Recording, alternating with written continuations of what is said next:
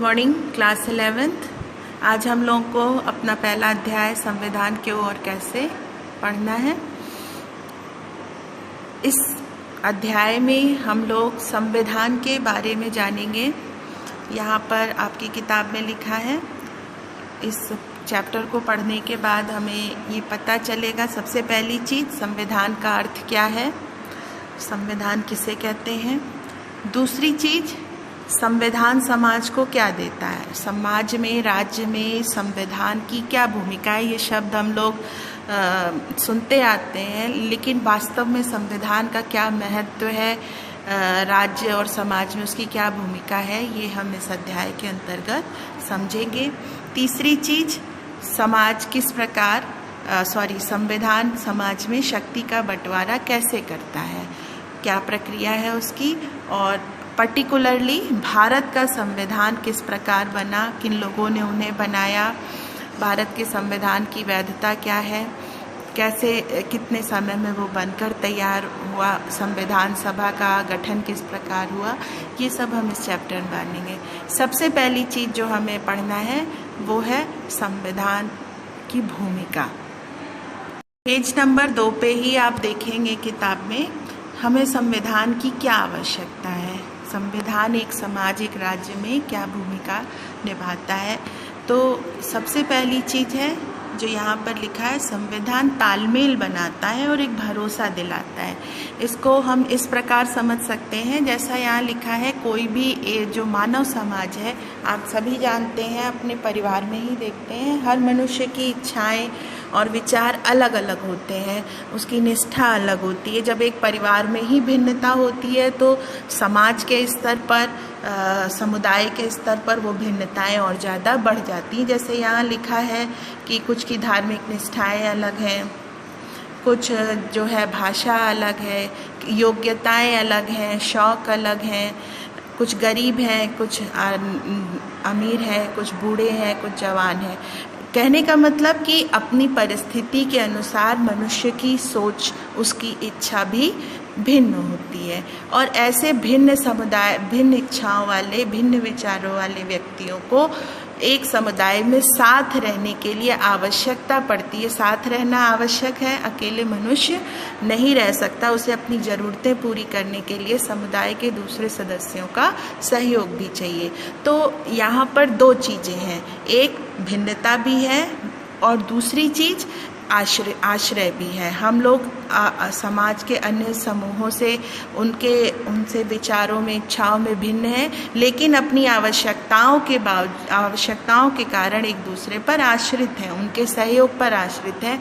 अगर कल्पना करिए, कोई भी मनुष्य अपनी जीवन की सारी ज़रूरतें अपने आप पूरी नहीं कर सकता, उसे समुदाय के अन्य मनुष्यों की आवश्यकता पड़ती ही है। यहीं पर आ जाता है एक कॉमन नियम की आवश्यकता। कुछ ऐसे बुनियादी नियम हो जाएं समाज में मान्य, जिसको सभी लोग माने, भिन्न इच्छाओं, भिन्न विचारों वाले व्यक्ति भी उन एक कॉमन नियम बना लें। जैसे खेल के नियम होते हैं कि उसमें सबको पता रहे कि भाई ये जो है समाज के सामान्य नियम है, जिन्हें सब चीज़ लोगों को मानना है। जब ये तय हो जाएगा तो लोगों को फिर उस समुदाय में एक विश्वास पैदा होगा, दूसरे व्यक्तियों के प्रति विश्वास पैदा होगा कि भिन्नता होने के बावजूद सारे लोग उस नियम का पालन करेंगे। जैसे यहाँ पर लिखा है कि किसी भी समूह को सार्वजनिक रूप से मान्यता प्राप्त कुछ बुनियादी नियमों की आवश्यकता होती है,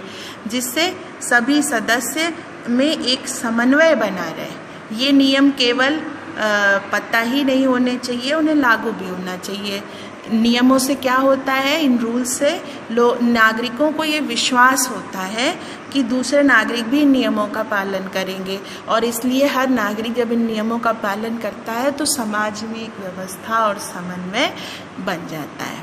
ठीक है, तो संविधान का, और ये काम कौन करता है समाज में, संविधान। जो समाज का, राज्य का जो संविधान है वो उसका पहला काम क्या है, वो बुनियादी नियमों का एक कलेक्शन है, रूल्स का एक कलेक्शन है, बुनियादी नियमों का समूह है जो समाज के सभी सदस्यों को पता होता है कि उन्हें ये नियम मानने हैं और सभी को मानने हैं। तो इससे क्या होगा कि समाज में एक समन्वय आ जाता है, लोगों को भरोसा हो जाता है कि हम इस नियम का पालन कर रहे हैं, दूसरे भी इस नियम का पालन करेंगे और हितों में विरोध, कन्फ्लिक्ट नहीं होगा। तो संविधान का पहला कार्य बुनियादी नियमों को उपलब्ध कराना है। अब दूसरी चीज आ जाती है। पहली चीज ये तय हो गई कि संविधान का काम है समाज के बेसिक रूल्स को तैयार करना, जिसे सभी लोग मानने को तैयार हो। दूसरा काम है निर्णय निर्माण की शक्ति। जब एक बार ये तय हो गया कि भाई हाँ नियम बनाए जाएंगे, कुछ कॉमन रूल्स होंगे जिन्हें सब मानेंगे, तब संविधान ये भी तय करता है कि समाज में कौन कानून बनाएगा। ये नियम बनाएगा कौन? जो नियम सब मानेंगे, जिनको हम अपने भाषा में कहते हैं कानून, लॉ, विधि। तो ये नियम जिन्हें कानून कहा जाता है, उन्हें बनाने वाला सत्ता जो है, बॉडी, वो कौन होगी? कानून, जैसे यहाँ लिखा है, संविधान ये तय करता है कानून कौन बनाएगा, किसके बनाए कानून सारा समाज मानेगा। ये संविधान में लिखा होता है, संविधान तय करता है। पुराने समय में जैसे लिखा है, जब राजतंत्र था तो राजा ही कानून का स्रोत था, राजा ही नियमों का निर्माण करता था, वो जो कहता था सारी जनता उससे प्रजा मानती थी। लेकिन लोकतंत्र में संविधान का महत्व और कानून बनाने वाली संस्था का महत्व बढ़ गया है। ये तय करने का महत्व कि नियमों का निर्माण करेगा कौन, जो सभी को मानना है। ठीक है, तो जैसा भारतीय संविधान में लिखा है, आप आगे पढ़ेंगे, भारत में कानून का स्रोत संसद नामक संस्था है जो जनता के द्वारा चुनी हुई है। तो संविधान का दूसरा काम यहाँ पर हो गया कि संविधान ये तय करता है कि समाज में डिसीजंस कौन लेगा, कानून कौन बनाएगा और वो कानून बनाने वाले किस प्रकार चुने जाएंगे। ठीक, अब आ गई तीसरी चीज। दो चीजें तय हो गई। पहला ये कि संविधान की समाज में, राज्य में कुछ बुनियादी नियम हैं जिन्हें सब मानेंगे। दूसरी चीज़ ये तय हो गई कि उन नियमों को बनाएगा कौन, किस प्रकार वो नियम बनाने वाले चुने जाएंगे, ये भी संविधान तय करता है। तीसरी चीज़, संविधान का काम क्या है? सरकार की शक्ति पर सीमाएं लगाना। ये क्या है? लोकतंत्र में खासकर इसका महत्व है। पुराने समय में जब राजतंत्र था तो उस वक्त धर्म था, पुजारी या परंपराएं, वो राजा पर कुछ प्रतिबंध लगाती थी। वर्तमान समय में लोकतंत्र की खासियत है कि सरकार की शक्तियों पर सीमाएं होती हैं। सरकार मनमाने निर्णय नहीं कर सकती है। जो कानून बनाने वाले हैं वो मनमाने कानून नहीं बना सकते। यही लोकतंत्र की आधारशिला है। तो संविधान ये भी तय करता है कि सरकार किस प्रकार के कानून नहीं बना सकती। जो कानून बनाने वाले हैं वो किस प्रकार के कानून बिल्कुल भी नहीं बना सकते। जैसे यहाँ उदाहरण दिया हुआ है, अपने धर्म का पालन करने से रोक दे, या किसी खास किस्म के वस्त्र पहनने से, एक विशेष गीत गाने से रोक दे, या किसी मनमाने तरीके से गिरफ्तारी कर ली जाए।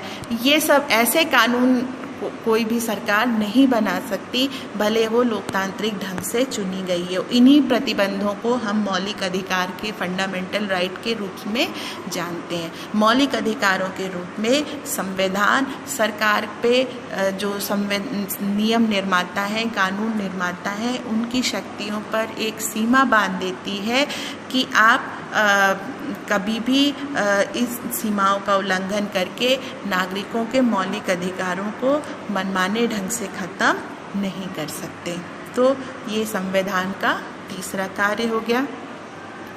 चौथी चीज़ जो है वो है समाज की आकांक्षाएं और लक्ष्य। विशेषकर ये भारत जैसे जो विकासशील देश है उनके विकासशील और लोकतांत्रिक देश हैं, उनके बारे में ये संविधान में के लिए ये बात सत्य है कि भारतीय संविधान जैसे संविधान ना सिर्फ राज्य को शक्ति देते हैं कानून बनाने की या मौलिक अधिकार के रूप में नागरिकों को राजनीतिक अधिकार प्रदान करते हैं, बल्कि वो सरकार को एक आदेश भी देते हैं, उनको कुछ निर्देश भी देते हैं कि आप समाज की, प्रजा की, नागरिकों की भलाई के लिए कुछ कल्याणकारी कार्य भी करेंगे और इसके लिए सरकार को शक्ति भी देते हैं। जैसे यहाँ पर लिखा है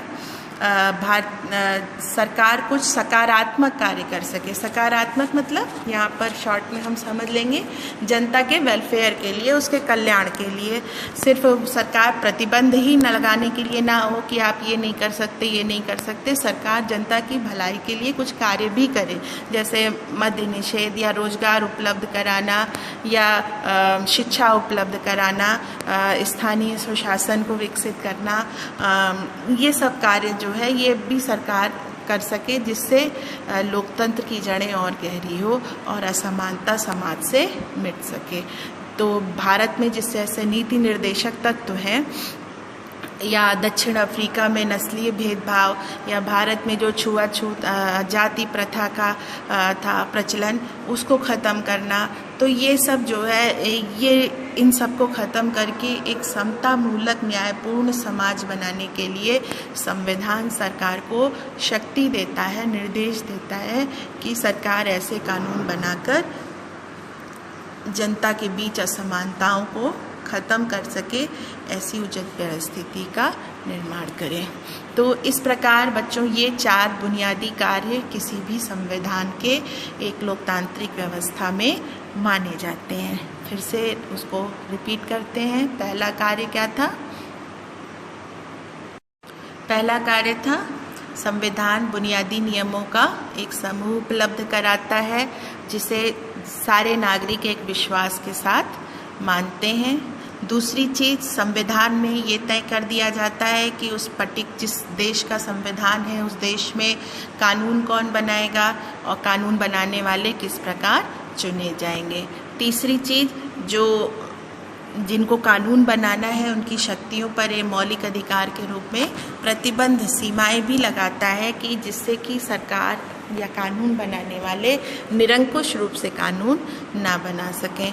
और लास्ट चीज़, सरकार को शक्ति भी देता है जिससे वो समाज में असमानता ख़त्म करने का प्रयास कर सके, उसके लिए कार्य कर सके। अगली कक्षा में हम लोग संविधान की परिभाषा और उसकी वैधता, प्रभावशीलता को पढ़ेंगे।